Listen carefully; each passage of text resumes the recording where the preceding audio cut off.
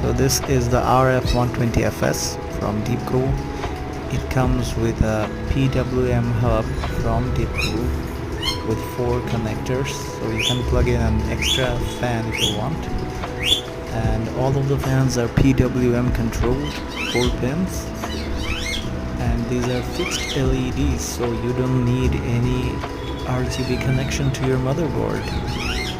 And the fans are 12 volt DC, 0.17 amps, and plastic quality is pretty good.